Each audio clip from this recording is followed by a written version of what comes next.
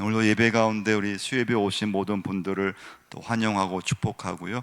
이제 다니엘서 말씀은 이제 지난번 말씀드렸지만 1장부터 6장까지는 이야기 형태로 되어 있기 때문에 읽으면은 그 대강 어떤 말씀인지 이해할 수 있는데요.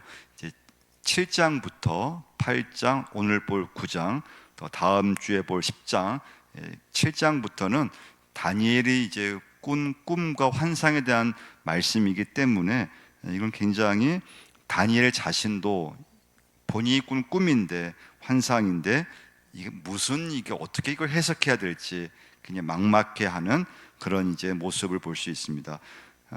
우리 한번 8장 27절 한번 보시면요. 8장 27절 읽어보겠습니다.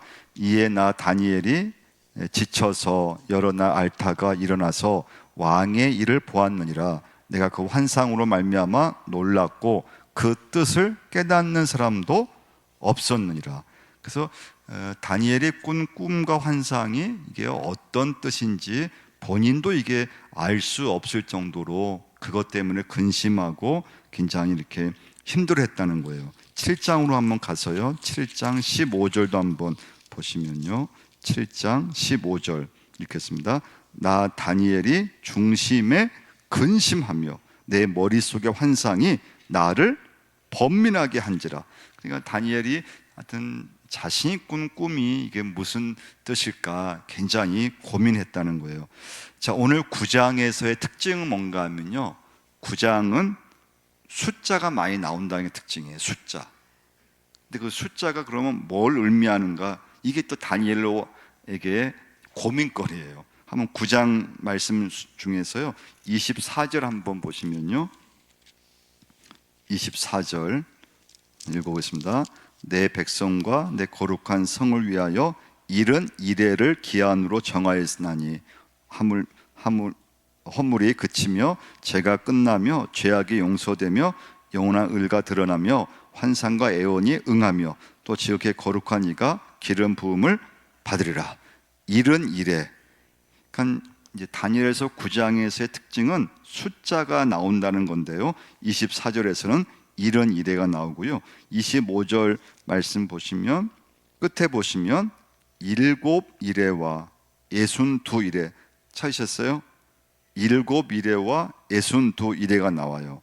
또 27절 한번 보시면요, 27절도 보시면 중간쯤 그가 그 이레의 절반이라는 그 말씀 찾으셨어요? 그 이레의 절반. 그래서 이제 이 9장의 다니엘의 이제 꾼 환상, 꿈인데요, 이건 암호와 같은 여러 숫자가 나온다는 게 특징이에요. 그래서 오늘 이제 다니엘서 9장에서의 이제 중요한 메시지는 그럼 이 숫자가 의미하는 게 무엇을 의미하는가? 이제 어떤 학자들은 이 숫자가 문자적으로 해석해야 된다고 말하는 분이 있어요. 우리 말씀 교재 1번을 좀 보시면 되는데요, 1번 한번 읽어보겠습니다. 그것은 이 숫자들이 장차 나타날 이스라엘의 종말, 앞으로 있을 세상의 종말과 같은 연관을 가진다는 것이다. 그럼 24절에서 이제 언급된 이른 이레의 기한이 되면 이런 말씀이 나와. 이른은 70을 말해요. 이레 7을 말해요. 그러면 70 곱하기 7을 하면은 490년이 된다는 거예요. 그래서 어떤 사람은 페르시아 아다가스다 왕이 주전 457년부터 계산을 시작하면은 490년이 되는 해가 AD 27년인데 그 AD 27년은 예수님의 공생의 시작의 해라는 거예요. 그래서 이 24절에 나오는 이른 이레는 예수님의 공생의 시작을 나타낸다, 이렇게 말하는 신학자도 있고요. 또 어떤 분은 고레스 왕 주전 538년으로 이제 계산을 해서 490년을 계산하니까 예수님의 출생이 딱 연결된다는 거예요. 그래서 어떤 분은 이 다니엘이 꾼 그 환상에 나오는 그 숫자는 예수님의 출생을 예언하는 그런 말씀일 거라고 주장하는 이제 학자도 있어요. 26절 한번 보시면요, 26절에 나오는 26절에서요 기름 부음을 받은 자가 끊어져 없어질 것이라는 말씀이 있어요. 그러니까 이제 이것은 예수님의 십자가 사건을 예언하는 말씀이라고 또 말하는 또 학자도 있어요. 자, 여기서 여러분과 제가 그럼 이 말씀에서 오늘 적용할 건 뭔가 하면요, 다니엘이 그 숫자가 이렇게 이해하기 어렵잖아요. 분명히 숫자가 나타났는데 그런 분명히 하나님의 뜻이 있을 터인데, 근데 다니엘이 이게 해석이 안 되는 거예요. 뭐 어떤 학자는 문자로 해석해야 된다, 어떤 학자는 그냥 상징으로 봐야 된다, 다 이렇게 달라요. 자, 이때 다니엘이 우리에게 주는 귀한 믿음의 모습이 있는데요, 9장 1절과 2절을 한번 보시면요, 1절과 2절 같이 한번 읽겠습니다. 메대 족속 아하수르의 아들 다리오가 갈대아 나라 왕으로 세움을 받던 첫 해 그 통치 원년에 나 다니엘이 책을 통해 여호와께서 말씀으로 선지자 에레미야에게 알려주신 그 연수를 깨달았나니 곧 예루살렘의 황폐함이 70년 만에 그치리라 하신 것이니라. 이게 중요한 말씀이 2절 보시면 나 다니엘이 뭘 통했다고요? 책을 통해. 이 책은 에레미야서, 하나님 말씀을 의미하는 거예요. 그럼 여러분과 제가 오늘 말씀에서 첫 번째 적용할 건 뭔가 하면요, 다니엘이 꿈을 꿨는데 도무지 이해가 안 돼요.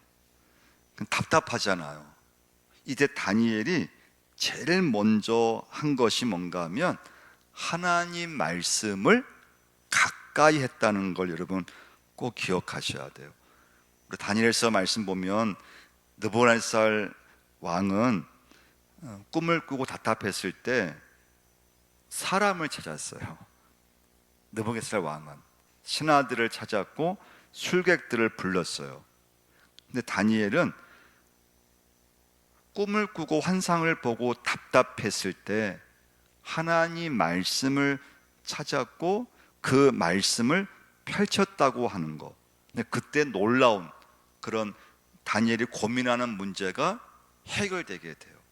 그래서 여러분과 저도 우리 살면서 때로는 좀 답답할 때가 있잖아요. 신앙생활 하지만 하나님 이거 어떻게 해야 됩니까? 다 답답할 때가 있고 어떻게 해야 할지 막막할 때가 있잖아요. 그땐 반드시 여러분과 제가 절대 다른 사람을 찾거나 다른 걸 찾으면 안 되고요, 하나님 말씀을 꼭 찾으셔야 된다는 걸 기억하셔야 돼요. 그러니까 말씀으로 와야 돼요. 답답할수록요, 하나님 말씀을 붙잡으셔야 돼요. 해결이 안 된다, 막막하다, 하다 문제다, 그럼 여러분과 다른 데 가면 안 돼요. 하나님 말씀을 여러분과 저는 꼭 붙잡으셔야 돼요. 자, 그러면 다니엘이 책을 통해서 하나님 말씀을 통해서 그 숫자의 의미를 깨달았는데요, 우리 한번 에레미야서를 한번 보겠어요. 다니엘이 에레미야서를 통해서 자신이 꾼 환상에 대한 해석을 하게 됩니다. 에레미야 29장 한번 찾아보시면요,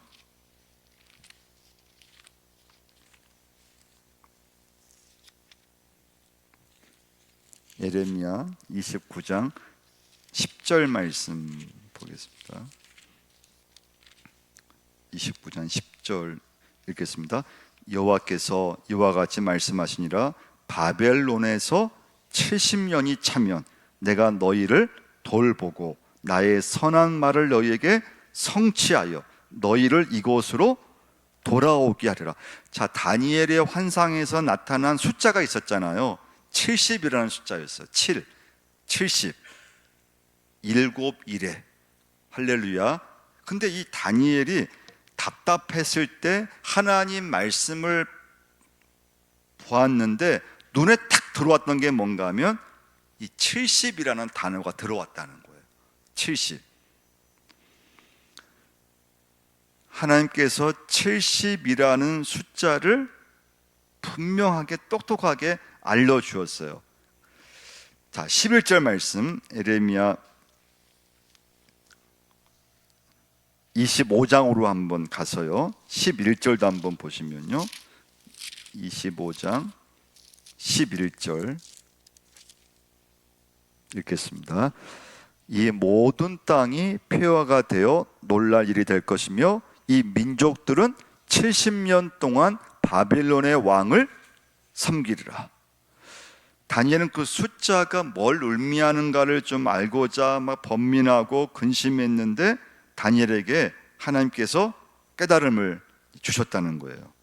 그것은 바벨론 포로 생활이 70년이라는 거예요. 하나님이 그 기간을 정해 놓으셨다는 거예요.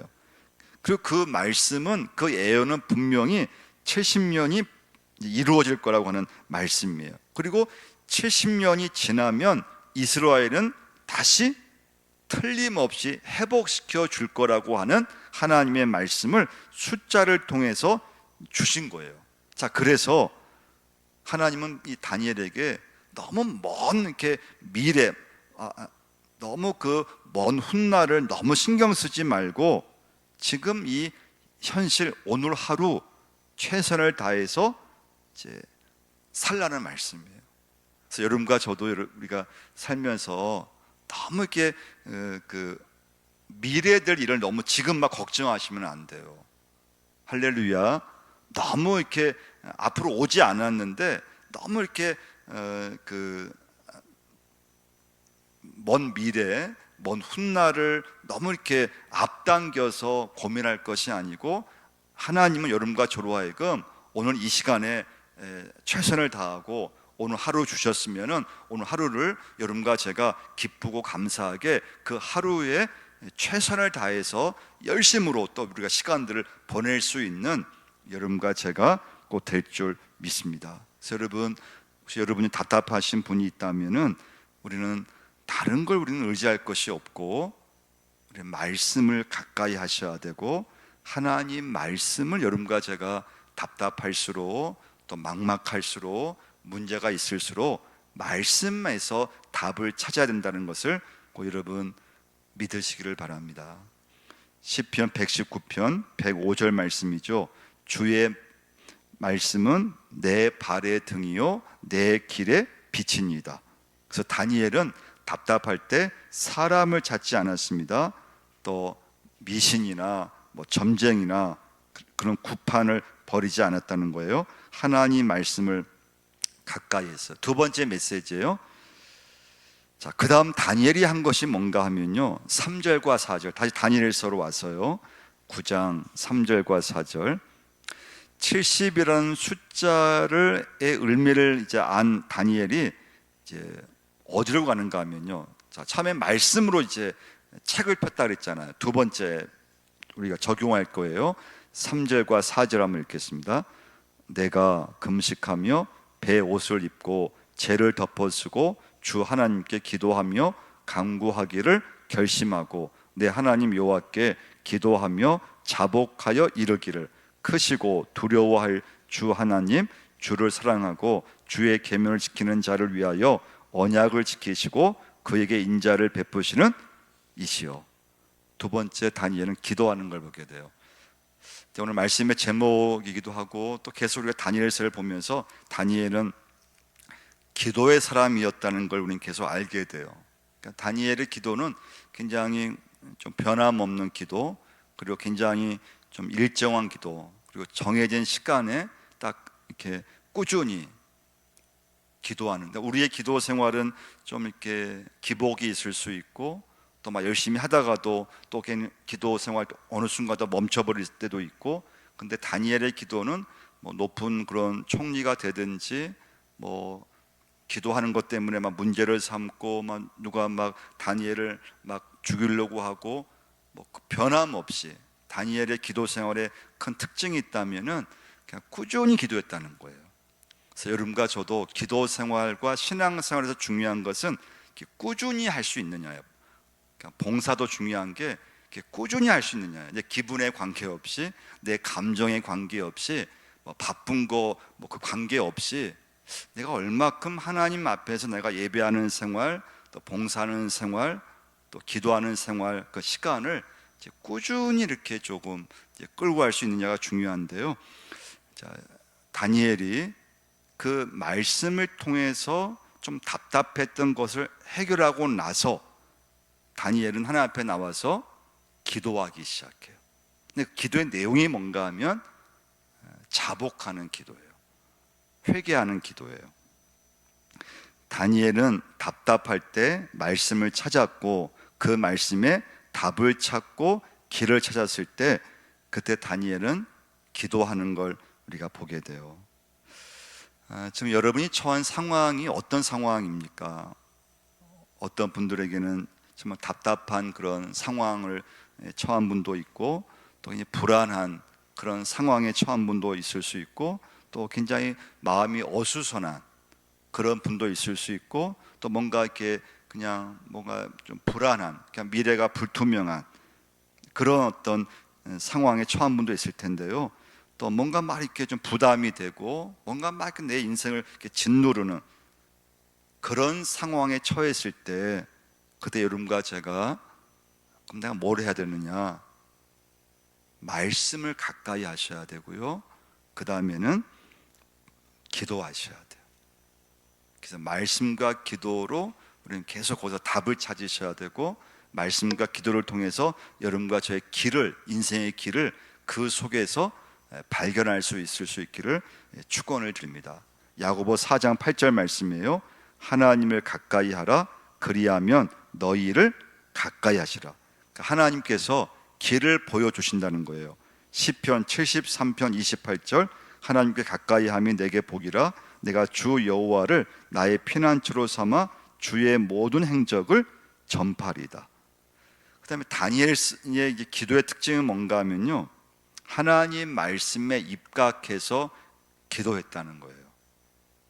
여러분과 기도할 때 이제 말씀을 붙잡고 기도하셔야 되는데요, 말씀과 관계없이 기도하면 내 기도가 그냥 내 중심적인 기도를 할 때가 굉장히 많아요. 그러니까 우리의 기도가 하나님과의 대화고, 우리 기도를 하더라도 하나님의 뜻을 우리가 구하는 기도를 해야 되잖아요. 근데 그러기 위해서는 이제 말씀을 붙잡고 어떻게 하든지 말씀을 읽고 말씀을 근거해서 기도를 하려고 하셔야 돼요. 말씀 기도가 돼야 돼요. 왜냐하면 말씀 기도가 안 되면은 그냥 기도를 하더라도 다 내가 그냥 원하는 거, 내가 그냥 바라는 거, 그러니까 내 중심의 기도를 하고 딱 끝나버려요. 다니엘은 하나님 말씀을 부지런히 읽으면서 묵상을 했어요. 하나님 말씀을 붙잡고 기도한 걸 보게 돼요. 그러니까 다니엘은 이제 에레미야서를 읽으면서 하나님이 이스라엘 백성들을 바벨론에서 70년 동안 포로 생활을 하도록 정해 놓으셨다는 사실을 깨닫게 되었어요. 그리고 70년이 지나면 다시 하나님은 이스라엘 백성을 가나안 땅으로 다시 이제 되돌려 보내실 거라고 하는 계획도 이제 알고 계셨어요. 그러면 다시 에레미야서 한번 가겠는데요, 29장으로 한번 다시 한번 가보겠습니다. 29장 10절을 한번 보시면요, 다시 한번 29장 10절 한번 읽어보겠습니다. 여호와께서 이와 같이 말씀하시니라, 바벨론에서 70년이 차면 내가 너희를 돌보고 나의 선한 말을 너희에게 성취하여 너희를 이곳으로 돌아오게 하리라. 근데 그 다음 말씀이 중요해요. 29장 12절 뭐라고 했습니까? 너희는 내게 부르짖으며 와서 내게 기도하면 내가 너희들의 기도를, 자, 하나님의 뜻이 정해져 있어요. 바벨론 70년이 지나야지만 가나안 땅으로 하나님께서 돌아가게 할 것이다. 하나님 다 이게 계획이에요. 자, 근데 중요한 것은 너희는 내게 부르짖으며, 하나님의 계획이 정해졌는데 그래도 이스라엘 백성들이 하나님께 기도해야 된다는 거예요.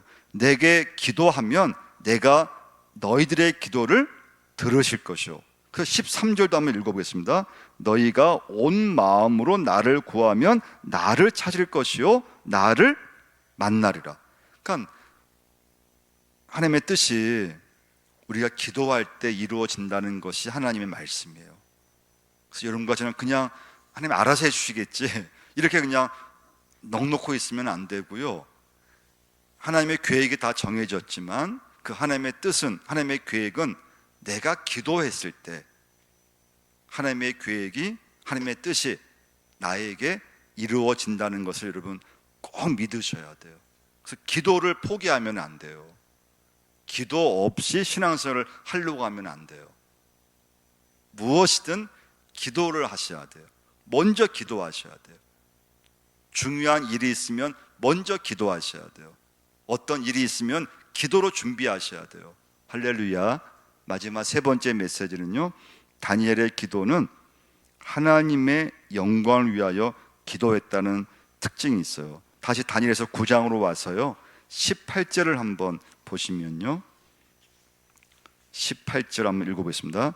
나의 하나님이여, 귀를 기울여 들으시며 눈을 떠서 우리의 황폐한 상황과 주의 이름으로 일컫는 성을 보옵소서. 우리가 주 앞에 간구하옵는 것은 우리의 공의를 의지하여 하는 것이 아니요 주의 큰 긍휼을 의지하여 함이니이다. 자, 이것은 다니엘의 기도함에 있어서 하나님의 영광을 위해서 기도했다는 거예요. 다니엘은 이스라엘 민족이 바벨론 70년이 지났을 때 해방되고 다시 가나안 땅에 돌아가기 기도했어요.